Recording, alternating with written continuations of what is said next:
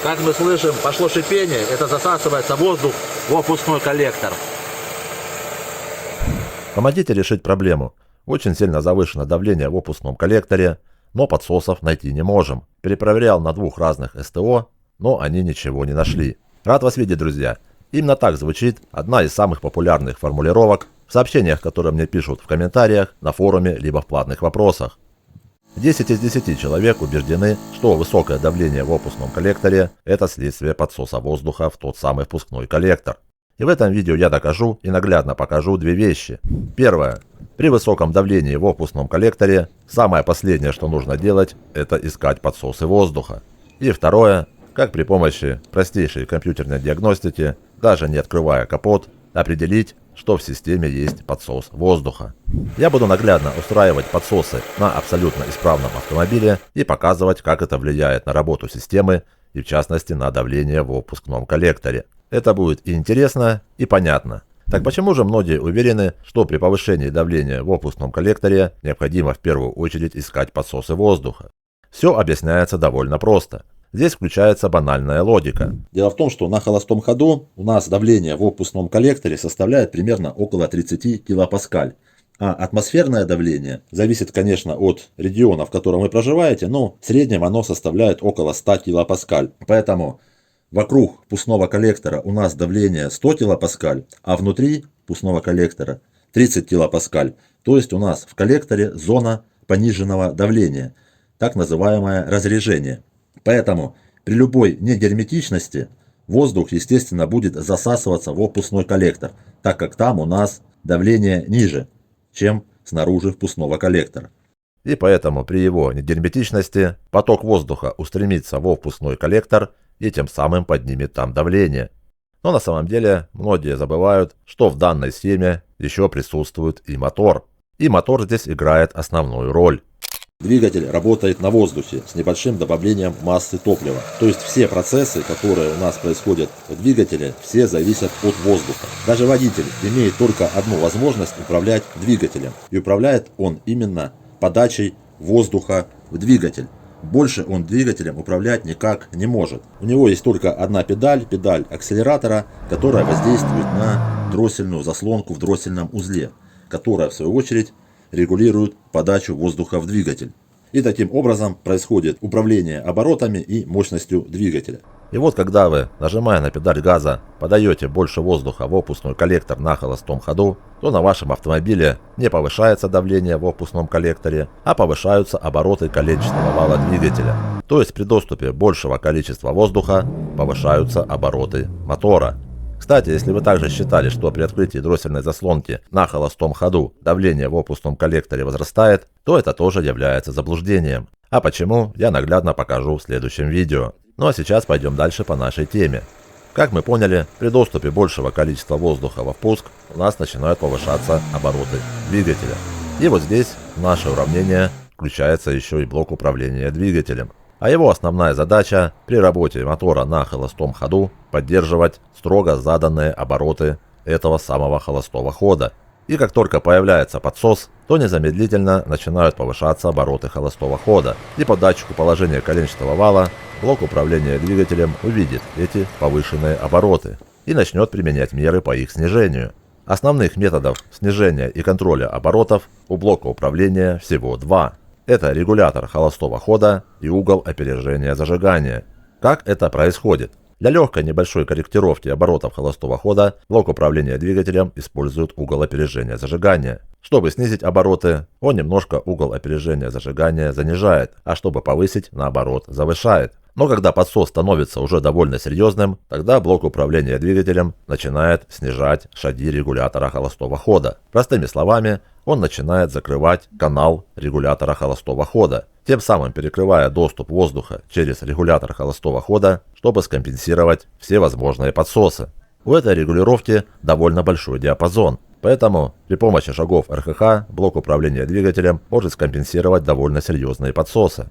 Но если появляется уже очень огромный подсос, когда уже не хватает регулировки при помощи регулятора холостого хода, тогда блок управления двигателем начинает еще больше занижать угол опережения зажигания и загоняет его в очень и очень большой минус, буквально начиная душить мотор. Но это уже такие огромные подсосы, что вы их просто услышите своими ушами.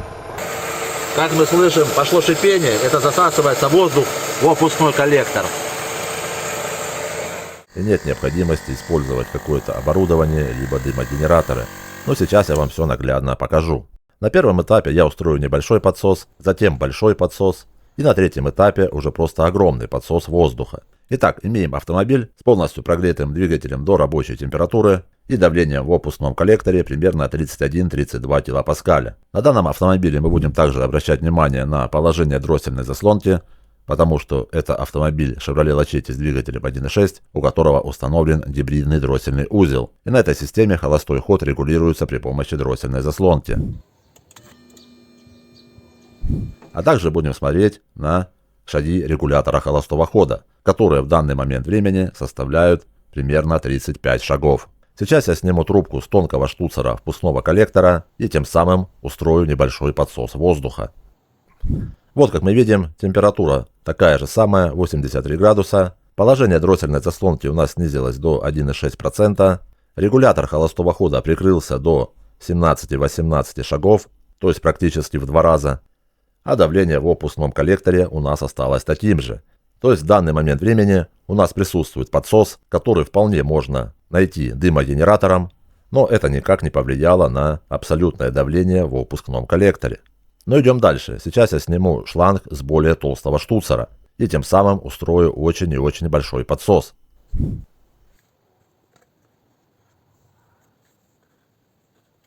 Для наглядности я вернул все как и было, то есть обратно заглушил тонкий штуцер, и вот на этом графике будет очень четко видно, что происходило, когда я устроил подсос через толстый штуцер. Как мы видим, у нас давление в опускном коллекторе 31 килопаскаль, положение дроссельной заслонки 3,5% и шаги регулятора холостого хода около 36 шагов, в принципе, как у нас и было в первом графике.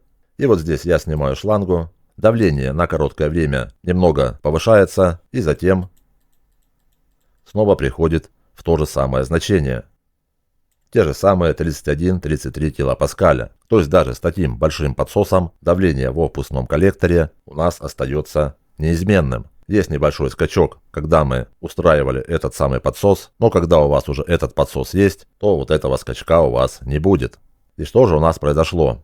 Мы видим, что у нас полностью закрылась дроссельная заслонка, она стала меньше 1%. И также полностью закрылся регулятор холостого хода. На данном автомобиле 4 шага – это полностью закрытый регулятор холостого хода. Вот мы видим, как он снижался. То есть таким образом блок управления двигателем компенсировал наш созданный большой подсос. Угол опережения зажигания у нас был около 6, 7, 8 градусов. Затем он также кратковременно ушел в минус и затем вернулся снова, можно сказать, в свои более-менее нормальные значения. То есть в данном случае у нас регулятор холостого хода полностью справился с компенсацией этого подсоса. И самое главное, что нас интересует, давление в опуске осталось точно таким же. Поэтому даже при таком сильном подсосе это никак не повлияло на давление в опускном коллекторе. Но давайте пойдем дальше и устроим просто огромнейший подсос. И вдобавок к этому штуцеру я открою еще штуцер системы адсорбера. Это тоже довольно толстый штуцер.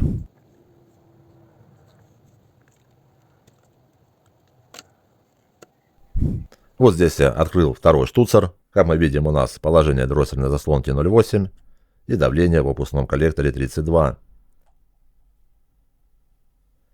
Угол опережения зажигания такой же, как и был, около 4-7 градусов.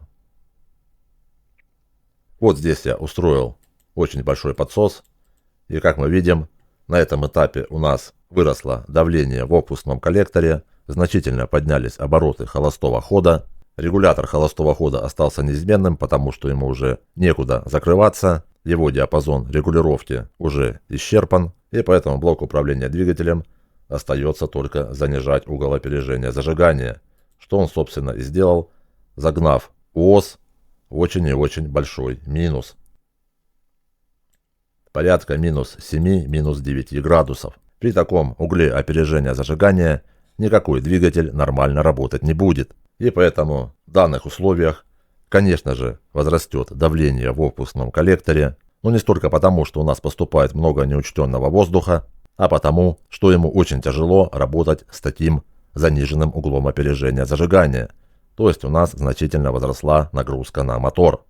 И как я говорил в прошлом видео, давление в выпускном коллекторе – это главный симптом нагрузки на мотор. И, как правило, в данном случае вы уже сможете найти и определить место подсоса даже просто на слух. Это будет очень и очень громкий звук всасывающегося воздуха.